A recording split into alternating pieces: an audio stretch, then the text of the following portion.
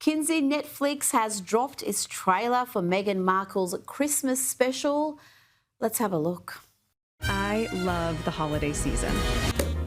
It's about finding time to connect with the people we love. Yeah. Embracing traditions. I like this.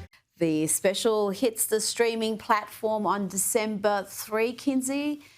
I'm not sure I can even hate watch this. It looks just painful. It does. And of course, this trailer comes on the heels of the Royal Variety performance at Royal Albert Hall. Pictures dropping of the Princess of Wales and Prince William cuddling with Paddington Bear. Meghan's always there to interrupt great press for the British royal family. But Meghan giving Christmas advice, even though the majority of her own family don't even know her telephone number, is charming. This is not a holiday party. That is a witness protection program. Her Christmas message might start with peace on earth and goodwill to all, but it just doesn't extend to anyone she's actually ever met.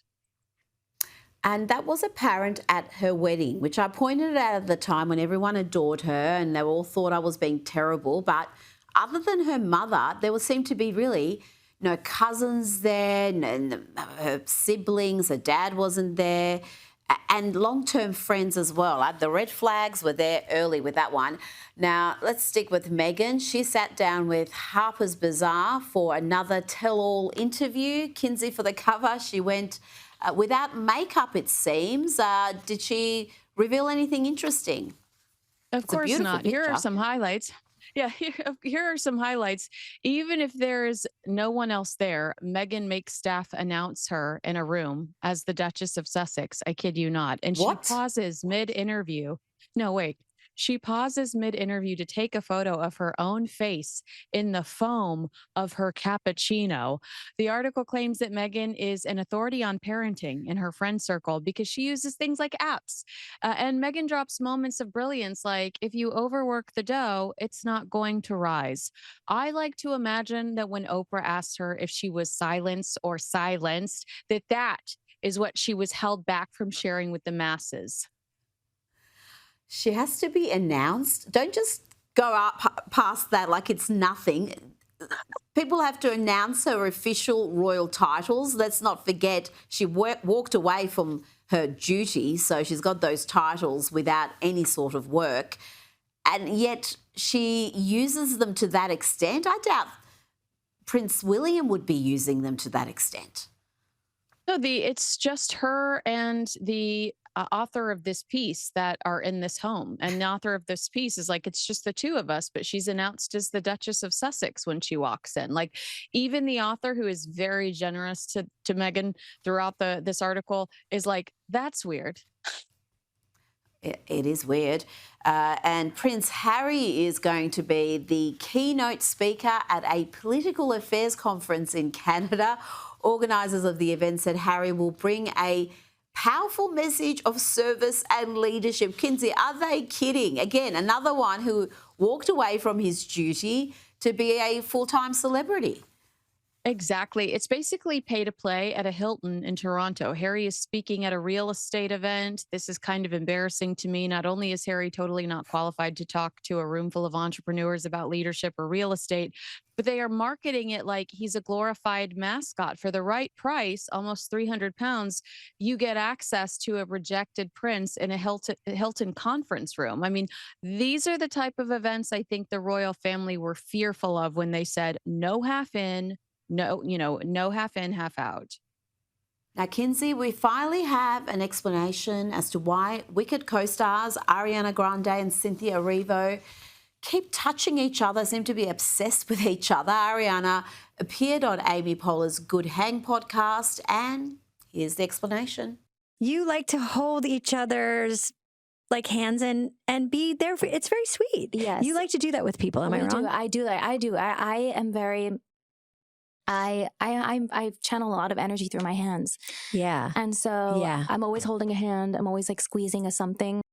Kinsey, she just sounds weirder. It's not really an explanation in my mind.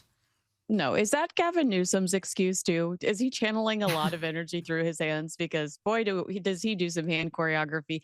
Yeah, she admitted in the past that her and Cynthia are insufferable and annoying while promoting these movies. So they are aware. But I think you and I were really dying over the finger holding. Remember last junket where she was Mm. like holding Cynthia's finger? It's the obnoxious conversations, it's the holding space. It totally distracts from the movie and makes us uninterested in seeing it. I think these two are just too much. They are, and Ariana seems to be loving Hollywood though. She appears to be making the switch from pop star to actress, revealing her 2026 Eternal Sunshine tour will be her last hurrah. That's a big statement to be making this early in her career. I know, but doesn't it give you like flashbacks to Cher? Remember how Oh Cher yeah. kept announcing that it was her final tour and it never was? She never, Ariana never gives us specific plans for her upcoming tour, but made it clear that she thinks that this is her final run for the foreseeable future. She explained that exploring projects beyond music has helped her feel more in touch with herself, and she's clearly handsy, and with her creativity. So, I mean, go forth. Good luck. Hopefully, you're not as physical with your next co-star. Or they, yeah. I mean, it's weird that two characters like this have found each other, unless it's all an elaborate act, which many people think it is, that two curious characters have found each other in these film interviews. Wow.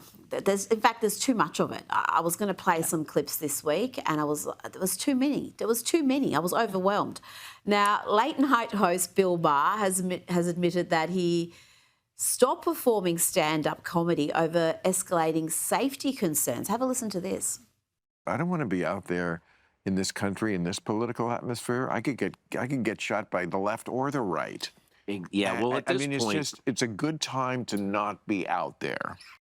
It's pretty sad, Kinsey.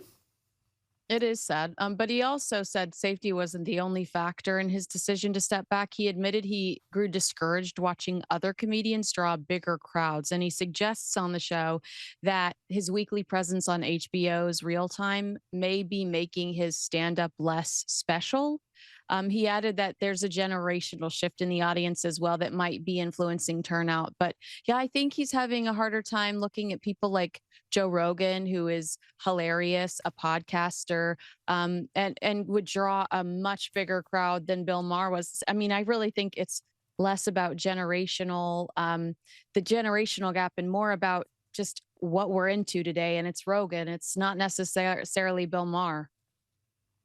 Now, quickly before you go, text messages have revealed new details about the friendship between Bill Gates and convicted pedophile Jeffrey Epstein. Epstein had written to one of Gates's apparent advisors about an opportunity to work together, but his then wife, Melinda, intervened and subsequently banned Bill Gates from contacting him. Kinsey, there was certainly a relationship there over the years. Yeah, and actually, in interviews since then, Melinda has alluded to the fact that his relationship and friendship with Jeffrey Epstein was one of the reasons she wanted out of their marriage. I mean, this was a huge deal to her. She couldn't stand him. But I loved the headline that talked about Epstein's lemon-shaped penis. Let's not brush past that. We have to acknowledge that. Yes, deformed penis, just like Harvey Weinstein. So those two are Jeffrey Epstein and Harvey Weinstein. Kinsey Schofield, thank you so much for your time.